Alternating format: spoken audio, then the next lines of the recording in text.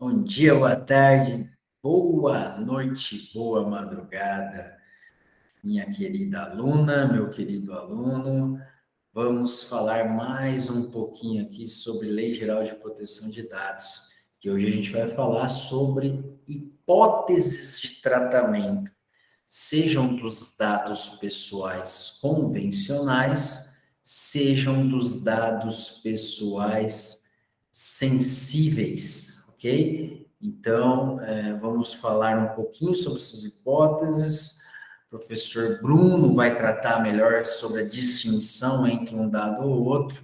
Eu vou dar uma breve apresentação sobre a diferença entre eles, mas a gente vai falar sobre as hipóteses de tratamento nesse encontro de hoje, ok? Então, compartilhando a tela aí para vocês, eu vou ficar aí, peço licença para ficar à direita do seu vídeo, ou melhor, à direita, como você está vendo, à esquerda do seu vídeo, ok?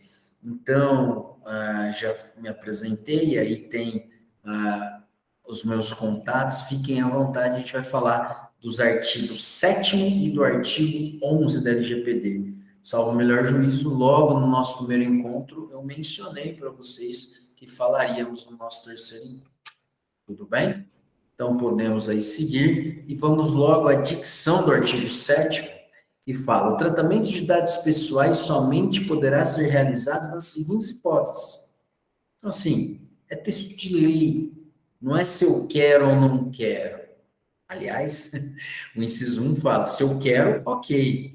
Mas o que eu quero dizer é que está na lei, tudo bem? E o inciso 1, ele é bem claro, mediante fornecimento de consentimento pelo titular. Então, assim, eu sou titular dos meus dados. O controlador pergunta para mim, você quer que eu trate os seus dados para determinado fim? Eu falo, quero.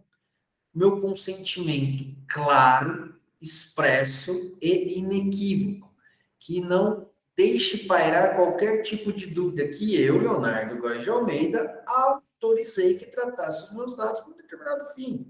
Uma campanha publicitária, por exemplo, ok? Então, eu fui até um determinado ente público, ou eu fui até uma determinada empresa privada, e lá vai ter uma campanha publicitária sobre determinado aspecto, e eu consenti. Então, a partir do momento que eu vou ali e dou um ok, beleza, não tem nenhum problema, podem tratar os meus dados, ok? Mas se eu autorizo, não autorizo numa espécie de omissão, ok? Eu não cheguei a autorizar para um determinado fim. Pode o controlador tratar os meus dados sem o consentimento? Pode. Então, olha só, o inciso 2 fala, para o cumprimento, deixa eu pegar o marca-texto aqui, para o cumprimento de obrigação legal regulatória pelo controlador. Então, se eu tenho que cumprir uma determinada obrigação derivada, oriunda de lei, ok? Se eu preciso tratar os dados de um determinado titular por força de lei, ok, não preciso perguntar para ele, tudo bem? Pela administração pública, olha, específico aqui para a administração pública, para o tratamento e uso compartilhado de dados necessários à execução de políticas públicas previstas em lei e regulamentos ou respaldados em contratos, convênios ou instrumentos congêneres, observadas as disposições do capítulo 4 desta lei que a gente vai ver adiante. Mas veja só, então, a administração pública, se vai aí prevalecer o interesse coletivo sobre o interesse particular e está totalmente respaldada, ok. Seja para contratos, convênios, enfim. Para a realização de estudos por órgão de pesquisa, garantida sempre que possível a anonimização dos dados pessoais.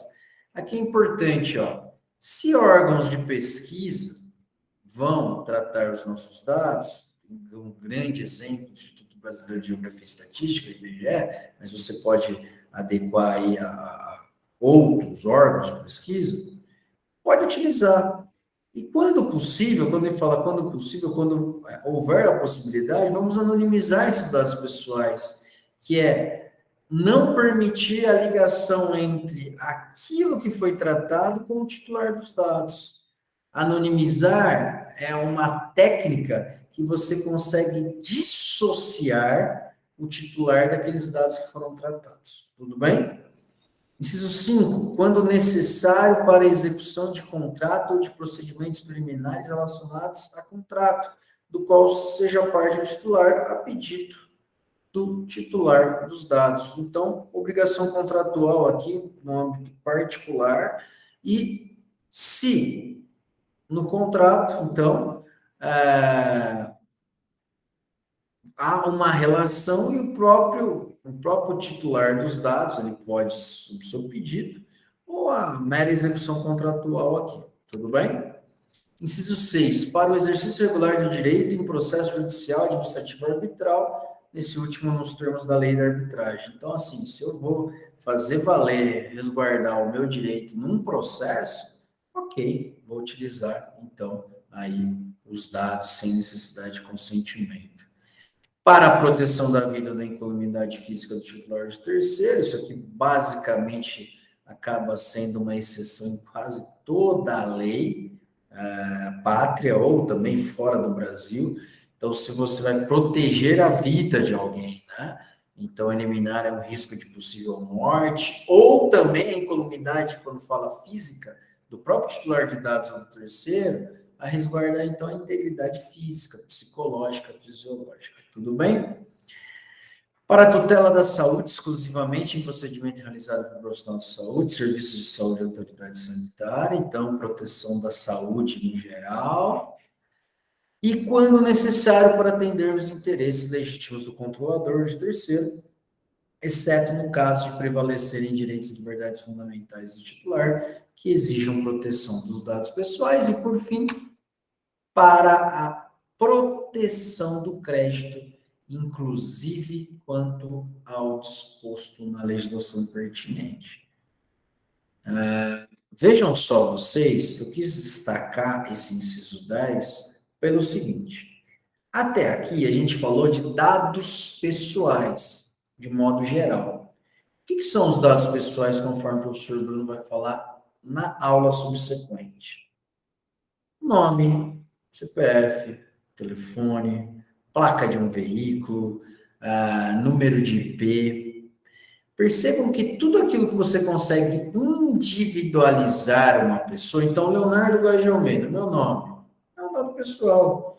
RG, número tal, tal, tal, tal, tal. Registro geral, então, carteira de identidade, expedida pela Secretaria de Segurança Pública aqui do Estado de São Paulo, ou outro RG que eu tenho do Estado do Paraná, ou, enfim, meu número de OAB aqui na OAB São Paulo, na minha OAB Paraná, são dados pessoais. O meu número de celular, ok. Agora, minha orientação sexual. Se eu sou heterossexual, se eu sou homossexual, enfim. Isso eu não consigo identificar direto o Leonardo, mas eu consigo segmentá-lo, colocar, agrupá-lo, discriminá-lo, ok? Se eu sou filiado à organização sindical, sim ou não? Minha convicção filosófica, minha convicção religiosa, os meus dados de saúde, se eu sofro aí de algum tipo de enfermidade, alguma comorbidade, enfim. Esses dados são sensíveis. Então, todos aqueles dados que podem nos agrupar, nos discriminar, são dados pessoais sensíveis. E existe ali um rol que, num primeiro momento, poderia ser exaustivo, mas não há. Hoje a gente entende que é exemplificativo, eles vão poder se ampliar. O professor Bruno vai explicar na aula subsequente. O que cabe a mim aqui é dizer para vocês que os dados pessoais sensíveis, eles só poderão ser tratados quando o titular ou o seu responsável legal, por que o responsável legal? Porque quando se tratam de dados pessoais de menores de idade, eles serão sensíveis. Essa é a regra, ok? Então, quando o titular ou seu responsável legal consentir, de forma específica e destacada para finalidades específicas. Então, se a gente tem o consentimento dos dados pessoais, quando se trata de dados pessoais sensíveis, tem que ser ainda mais minucioso, ok? E vejam só vocês, não à toa, voltando aqui, eu coloquei inciso 10, por quê?